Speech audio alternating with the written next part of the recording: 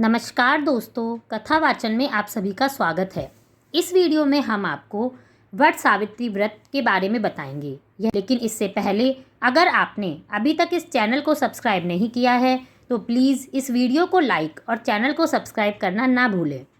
हमारे धर्म में व्रतों का विशेष महत्व होता है और इन सभी व्रतों के बीच में वट सावित्री व्रत को भी एक बेहद खास व्रत माना जाता है। वट सावित्री व्रत ज्येष्ठ माह की अमावस्या तिथि को किया जाता है।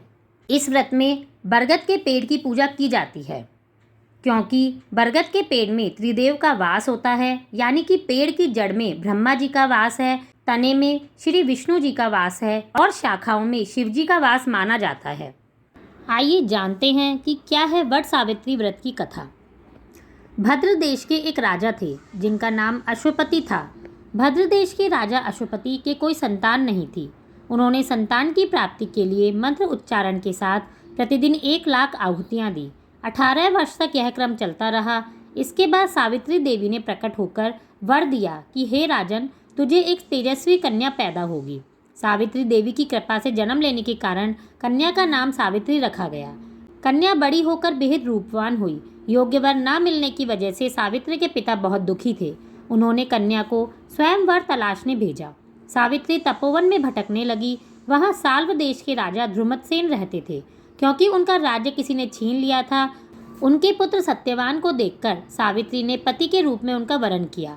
ऋषिराज नारद को जब यह बात पता चली तो उन्होंने राजा अश्वपति के पास पहुँचे और कहा, हे राजन, यह क्या कर रहे हैं आप? सत्यवान गुणवान है, धर्मात्मा है और बलवान है, पर उसकी आयु बहुत छोटी है। वह अल्पायु है और 1 वर्ष के बाद उसकी मृत्यु हो जाएगी।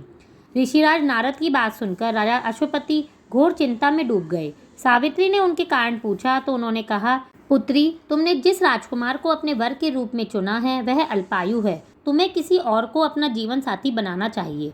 इस पर सावित्री ने कहा कि पिताजी, आर्य कन्याएं अपने पति का एक बार ही वरण करती हैं। राजा एक बार ही आज्ञा देता है और पंडित एक बार ही प्रतिज्ञा करते हैं और कन्यादान भी एक ही बार किया जाता है। सावित्री हट करने लगी और बोली, मैं सत्यवान से ही विवाह करूंगी। राजा अश्वपति ने सावित्री का विवाह सत्यवान से कर दिया। सावित्री अपने ससुराल पहुँचते ही सास ससुर की सेवा करने लगी। समय बीतता चला गया। नारद मुनि ने सावित्री को पहले ही सत्यवान की मृत्यु के दिन के बारे में बता दिया था।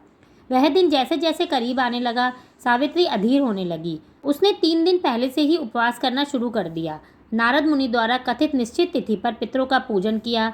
हर दिन की तरह सत्यवान उस दिन भी लकड़ी काटने जंगल में गए तो सावित्री भी उनके साथ गई। जंगल में पहुंचकर सत्यवान लकड़ी काटने के लिए एक पेड़ पर चढ़ गए। तभी उनके सिर में तेज दर्द हुआ। दर्द से व्याकुल सत्यवान पेड़ से नीचे उतर गए। सावित्री अपना भविष्य समझ गई। सत्यवान के सिर को गोद में रखकर सावित्री सत्यवान का सिर सहलाने लगी। तभी वहाँ यमराज आते दिखे। यमराज अपने साथ सत्यवान को ले जाने लगे तो सावित्री भी उनके पीछे पीछे चल पड़ी। यमराज ने सावित्री को समझाने की कोशिश की कि यह विधि का विधान है, लेकिन सावित्री नहीं मानी। सावित्री की निष्ठा और पतिपरायणता को देखकर यमराज ने सावित्री से कहा, हे देवी, तुम धन्य हो, तुम मुझसे कोई वरदान मांगो। सावित्री ने कहा, मेरे सास ससुर वनवासी और अंधे हैं, उन्हें आप दिव्य ज्योति प्रदान करें। यमराज ने कहा, ऐसा ही होगा, अब लौट जाओ।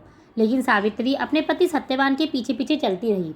यमराज ने कहा, देवी, तुम वापस जाओ। सावित्री ने कहा, भगवान, मुझे अपने पतिदेव के पीछे पीछे चलने में कोई परेशानी नहीं है। पति के पीछे चलना मेरा कर्तव्य है। यह सुनकर उन्होंने फिर से कहा कि चलो तुम एक और वर मांग लो। सावित्री बोली, यहाँ हमारे ससुर का राज्य छिन गया है, उसे वापस दिला दे। यमराज ने सावित्री को यह वरदान भी दे दिया और कहा, अब तुम लौट जाओ। लेकिन सावित्री पीछे पीछे चलती रही। इस पर यमराज ने सावित्री को तीसरा वरदान मांगने को कहा। तब सावित्री ने 100 संतान और सौभाग्य का वरदान मांगा। यमराज ने इसका भी वरदान सावित्री को दे दिया। सावित्री ने यमराज से कहा, प्रभु, मैं एक पतिव्रता पत्नी हूँ। आपने मुझे पुत्रवती होने का आशीर्वाद तो दिया है, लेकिन मेरे पति को तो आप लेकर जा रहे हो। यह सुनकर यमराज को सत्यवान के प्राण छोड़ने पड़े। यमराज अंतर्ध्यान हो गए और सावित्री उसी वटवृक्ष के पास आ गई जहाँ उसके पति का मृत शरीर पड़ा था। सत्यवान जीवित हो गया। दोनों खुशी खुशी अपने राज्य की ओर चल पड़े। दोनों जब घर पहुँचे तो देखा कि माता पिता को दिव्य ज्योति प्राप्त हो गई है। इस प्रकार सावित्री सत्यवान चिरकाल तक राज्य सुख भोगते रहे। अतः पतिव्रता सावित्री के अनुरूप ही प्रथम अपने सास ससुर का उचित पूजन करने के साथ ही अन्य विधियों को आरंभ करें। वट सावित्री व्रत करने और इसकी कथा को सुनने से उपवासक के वैवाहिक जीवन या जीवन साथी की आयु पर किसी प्रकार का कोई संकट भी आया हो तो वो भी टल जाता है। जो कोई भी पूरी श्रद्धा के साथ वट सावित्री व्रत को करता है उसको अखंड सौभाग्यवती होने का वरदान मिलता है, और अगर उसके पति पर किसी भी प्रकार का कोई संकट आता है तो वह भी टल जाता है।